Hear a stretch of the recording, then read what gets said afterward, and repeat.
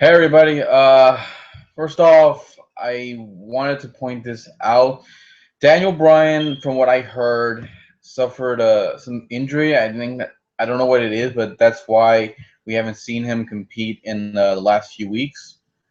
And if it is true that he's injured and won't be able to compete this Sunday, that kind of sucks because I mean this happened last year with Daniel Bryan winning the world title, and then a couple months later, I think it was 2 months later, he suffered a neck injury and had to vacate the world title. Then now another year later, he wins the Intercontinental title and ends up having to, you know, having a suffering injury. So we don't know if he has to be stripped of the title or not. But either way, this is probably not good news for Daniel Bryan, and well, maybe there's should be talk about him retiring, but I don't know. We have to wait and see what happens. So let's go on with Seth. I want to talk about Seth Rollins next because the TNA thing is going to take a little longer. So let's go on with Seth Rollins. I've said this before.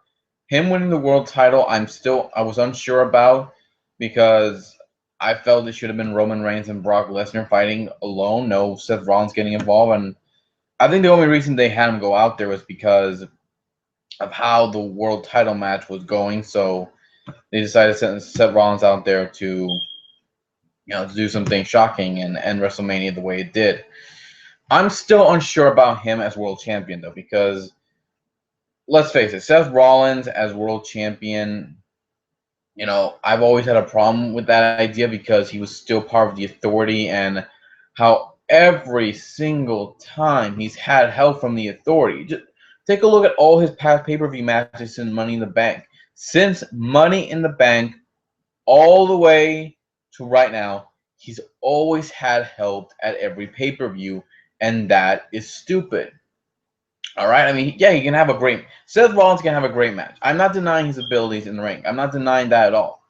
But it doesn't matter if he can have great matches, because if you keep having him win with outside interferences, then of course he's not going to get over, right? The crowd is always going to say, "Oh, this is going to end with Seth Rollins having help." It always ends that way, and it does. It's been going that way for months now. That's the problem I've had. I mean, when Seth Rollins won the world title, I knew right away that yeah, he's gonna have help. He's gonna get people getting involved, and he's gonna keep that title for a long time without saying interferences, whatever. Point is, that was always my concern because that's what TNA did. They had Magnus win the world title thanks to Dixie Carter, and every time he defended that title, there was always a screw job. We always had people getting involved. It happened with Sting, it happened with AJ Styles, it happened with Samoa Joe. So every time he defended that title, of course, we're going to get outside interferences. And it sucked because I just wanted to see this guy have a proper title match without any interferences. And we finally did with Eric Young winning the world title. And look how well that lasted with him as champion. Not so good. So that's why I want Seth Rollins to finally have a title match at a pay-per-view. At a pay-per-view match. I wanted to have a match at a pay-per-view where he doesn't have somebody getting involved and screwing his opponent out of the match. I just wanted to have one proper world title match so we can see that he deserves to be in the main event, that he can be put over as world champion. I want a good example of that would be Triple H and Cactus Jack. These two had a great match one-on-one, and they were able to help Triple H get over as world champion. This was back in the Royal Rumble and that hardcore kind of match. That helped Triple H get over because before nobody saw him as a main event player to hold the world title and be in the main events. Nobody saw him as that guy. It wasn't until his match with Mick Foley that they finally were able to put this guy over. So that's what I want with Seth Rollins. He needs to get over as world champion because if he doesn't, then no one's going to believe this guy is a world champion material, okay? I mean, let's take a look at Kevin Owens. This guy doesn't need help. He can beat the shit out of people and can still be a great champion. Seth Rollins needs to do the same thing. Even as a heel, Kevin Owens can still do that. So Seth Rollins needs to do the same thing. He needs to step up. He finally have a match where he can win without any interferences. He needs to do that. Otherwise, I don't give a shit if he's world champion or not. He'll never be that main event guy unless he finally has that moment, okay, where he can finally get convinced the crowd he deserves to be in the main event. That's all I'm saying. All right, let's go over the TNA thing now. I've bashed on TNA for years, and I get it. A lot of people don't like that people bash on TNA. I mean, there's still a lot of TNA diehard fans, and I get that. I do, okay? I like TNA, okay?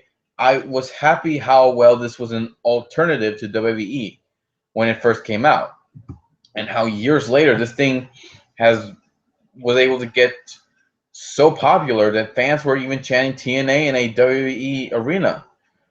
But over the years, around 2010, things started to die down. All right.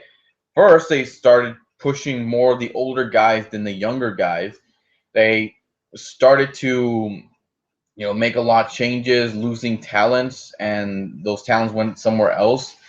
Then they tried taking the show on the road. They lost a lot of money on the road than what they were getting from the shows they were having, and they had to cut back on pay-per-views, and this was a problem that a lot of fans, knew about or just didn't know about and didn't want to accept the facts. And not that long ago, I think 2 weeks ago or last week, Tazz left TNA because no, it was last week. He left TNA because he didn't get his paycheck in. There was another reason why he left. He said that he did everything he could to help that company and left, but that was another issue that he even mentioned, that wasn't getting he was getting paid on time, and he needed to do what was right for his family, so he left. And this was an issue that a lot of people were finding out, that this was happening to other talents as well. They were not getting paid on time, and this started to concern some fans because TNA. I mean, you can have. I had this argument with somebody with one of my last videos that you can have all the great matches you want. You can have all the great matches you want. You can have this show still be on TV, even though we can't find the program. But if you're not pushing these guys, you're not pushing the younger guys into having more matches with someone else, then you're not getting anywhere, especially if the fans don't care about these guys. I mean, you can have a fantastic match, but if it's just one match and all the other matches suck, then you're not going to draw in people's attention. You're not going to draw in ratings. You're not going to draw in money. And that's a problem that TNA has been going through. I mean, this happened with WCW, how they pushed a lot of their older guys and the young guys, and how they always put the younger guys against each other in every single match. They put them with Eddie Guerrero versus Rey Mysterio, Dean Malenko versus Eddie Guerrero, or Chris Jericho versus Rey Mysterio, whatever. Point is, they always had these younger guys facing off against one another, and they had great matches. Problem is, they never got over, because fans could always see these matches and say, yeah, but why isn't what can we see these guys fight someone else? Like that kind of stuff. Like, a lot of fans wanted to see these younger guys face up the older guys, like fight off against Kevin Nash, Hulk Hogan, Scott Hall, Goldberg, Bret Hart. Even Bret Hart wouldn't have mind fighting any one of these guys. I mean, hell, he even tried pushing over one of these guys. And how many of the guys who worked there, the older guys, felt that these young kids were not main event players. But even though they never gave them a chance, I mean, every time they did have these young guys face the older guys had creative control, so they always pushed these younger guys down. And it caused a lot of problems. And, there were also problems in ECW when you could have some great matches too. They had great talents, they pushed their younger guys, but they were losing money too. And they didn't have a lot of money like WCW had or WWE had. So they weren't able to pay off some of their younger guys, some of their talents. And even to this day, I don't think that many of them even got paid at all after the company closed. So it sucked for them. And why I'm bringing these two up is because it feels like TNA is going through the same thing. They're not pushing their younger guys, and they're just pushing the older guys, having the same old repeated matches, and they're not paying their young talents on their talents on time, and they're losing, money. And this is a sign that maybe TNA is starting to, get to its final point where until they close for good. But I hope that doesn't happen. I hope it doesn't happen. But if this is a problem that TNA has been having more and more money problems, and they're not paying their talents on time, then this is a bit of a final sign that maybe TNA is coming to its end. Especially from what I've been hearing, that Destination America has been trying to get involved with TNA, trying to keep them from going overseas because they don't want that, and how they only took the title off Bobby Lashley because they wanted Kurt Angle as world champion. As a matter of fact, let me check something. I don't even remember where Bobby Lashley is. From what I heard, he's not part of the roster anymore. At least I didn't see it there. So yeah, I mean, it's weird how things are going right now with their talents. That if Bobby Lashley has left, then that's probably a good thing. But again, I mean, when a non-wrestling organization, or like Destination America, is trying to get involved in a wrestling company, then that is not a good sign, because that's what the I think I forgot what AOL or whatever that company was that WCW merged with. They didn't want any wrestling for their programming. That was kind of the final nail in the coffin for them, because without a network, they didn't have long to live. So if this is true, if Destination America is getting involved with the wrestling and trying to keep them from going overseas and trying to get more involved in the promotion, then that's probably not a good sign. So you stack up money problems, lack of storylines, direction for their young talents, and having a non-wrestling company trying to get involved in your promotion.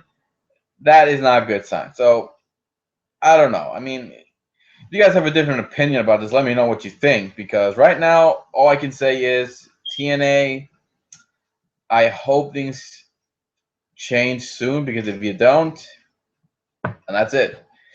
Take care, everybody, and see you all next time.